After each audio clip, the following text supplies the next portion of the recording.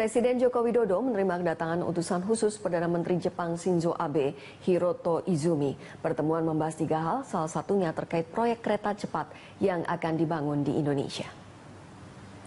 Pertemuan berlangsung cukup singkat, sekitar 40 menit. Usai pertemuan, Izumi mengatakan ada beberapa hal yang menjadi pembahasan.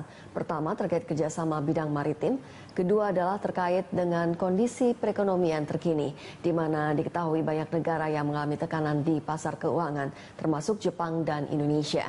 Dan pembahasan ketiga adalah dengan kereta cepat atau high speed train, di mana Jepang memang ikut terlibat dalam kompetisi untuk memperebutkan proyek tersebut bersama dengan Tiongkok.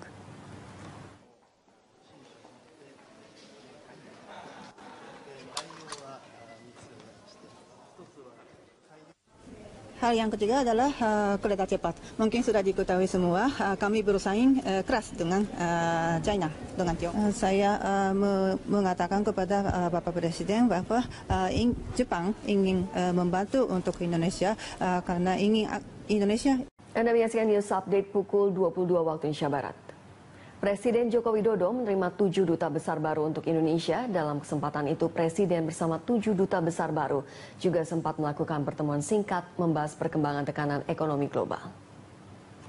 7 duta besar luar biasa dan berkuasa penuh itu yakni Aziria Abdel Kader, Duta Besar Republik Demokratik Aljazair, Federico Salas Lotfe, Duta Besar Meksiko, Dato Sri Pahlawan Haji Yusuf bin Haji Abdul Rahman, Duta Besar Brunei Darussalam, Muhammad Akil Nadim, Duta Besar Republik Islam Pakistan, Nirsia Castro Guevara, Duta Besar Kuba, Muhammad Chengi, Duta Besar Bosnia dan Herzegovina, serta Nong Sakal, Duta Besar Kamboja. Menurut Menteri Sekretaris Negara Pratikno, dalam pertemuan itu sempat dibahas soal situasi ekonomi global dan dampaknya terhadap negara masing-masing. Selain itu, pertemuan ini juga untuk meningkatkan kerjasama masing-masing negara dengan Indonesia.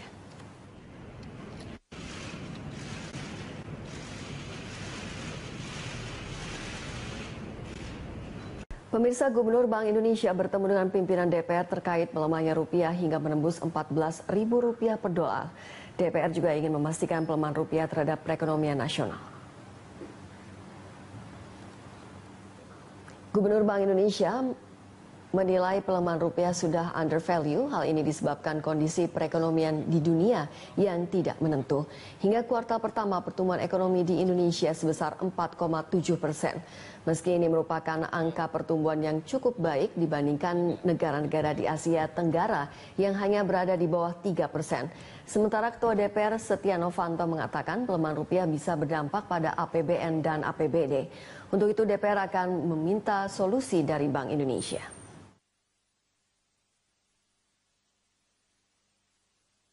Bank Indonesia sebagaimana tugas yang diamanatkan kepada kami adalah kami sebagai otoritas moneter, otoritas sistem pembayaran, dan otoritas stabilitas sistem keuangan, itu tujuan daripada kegiatan kami adalah untuk menjaga stabilitas nilai rupiah. Dan tentu kami akan menyampaikan kepada pimpinan DPR tentang perkembangan ekonomi dan update secara teratur sehingga pimpinan DPR mengetahui kondisi ekonomi yang sekarang juga mendapatkan perhatian cukup tinggi. Pemirsa, Presiden meminta para gubernur dan kepala kepolisian daerah untuk mengantisipasi masalah keterlambatan ekonomi. Pengarahan kali ini membahas sejumlah topik, salah satunya terkait serapan anggaran. Presiden memberi arahan kepada gubernur, kepala kepolisian daerah dan kepala kejaksaan tinggi seluruh Indonesia di Istana Bogor, Jawa Barat.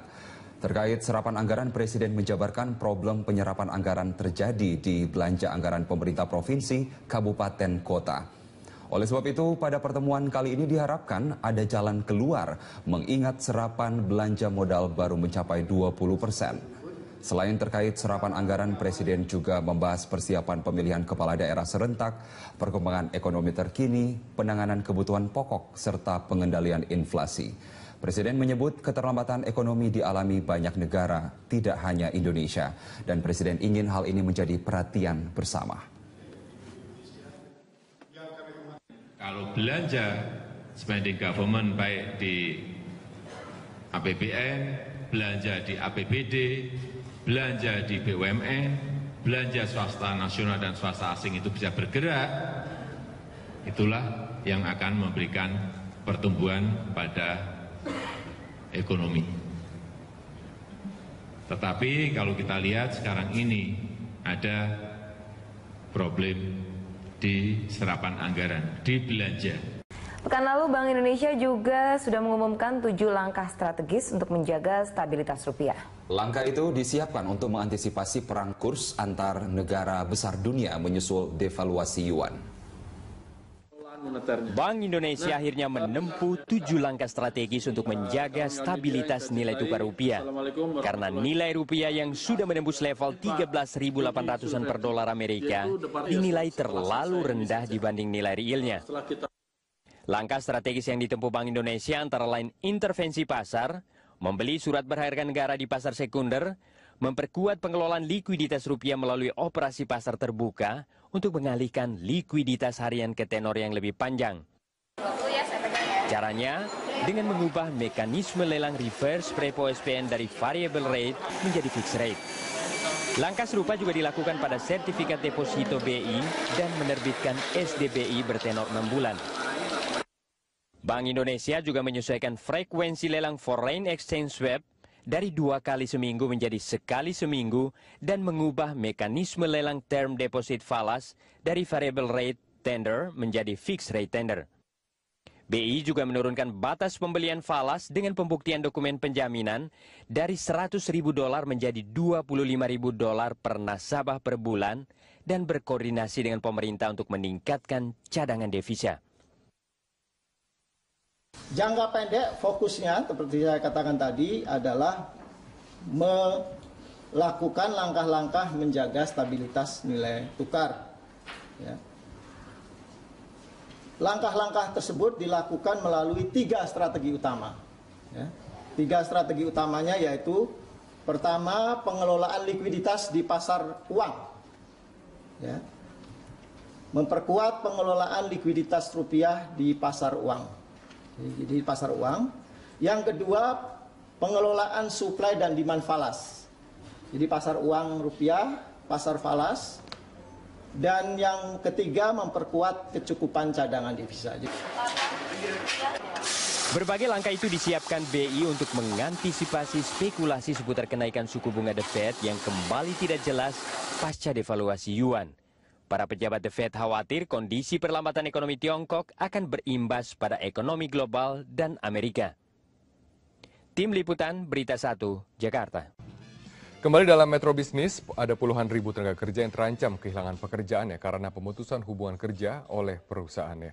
Hal ini disebabkan banyak perusahaan yang menutup usahanya maupun juga mengurangi jumlah karyawannya akibat kondisi ekonomi yang lesu. Pertumbuhan ekonomi Indonesia di triwulan kedua tahun 2015 sebesar 4,67% menunjukkan perlambatan. Bahkan akibat lesunya perekonomian diperkirakan banyak perusahaan yang mengurangi jumlah tenaga kerjanya dengan merumahkan dan mengurangi biaya produksi. Ditambah lagi pelemahan nilai tukar rupiah menambah beban biaya produksi. Pengurangan kapasitas produksi pun dilakukan antara 30 hingga 40%. Selama semester 1 2015, Asosiasi Pengusaha Indonesia APindo mencatat jumlah tenaga kerja yang di PHK sebanyak lebih kurang 35.000 karyawan. Beberapa sektor yang banyak merumahkan tenaga kerja mereka adalah industri yang banyak menggunakan komponen bahan baku impor, seperti industri tekstil, industri sepatu, otomotif, elektronik, dan industri makanan minuman.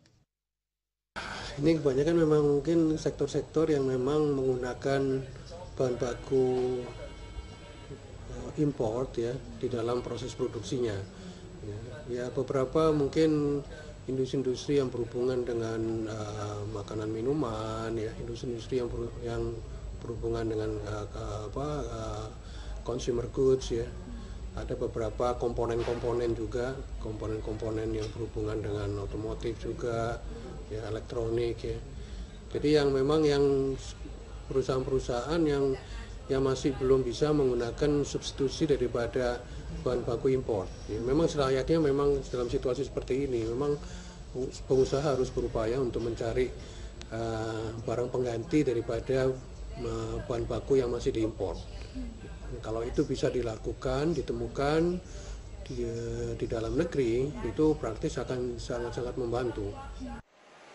Berdasarkan data Kementerian Perindustrian, industri tekstil dan alas kaki menyumbang devisa ekspor non-migas senilai 17,32 miliar US dollar pada tahun lalu.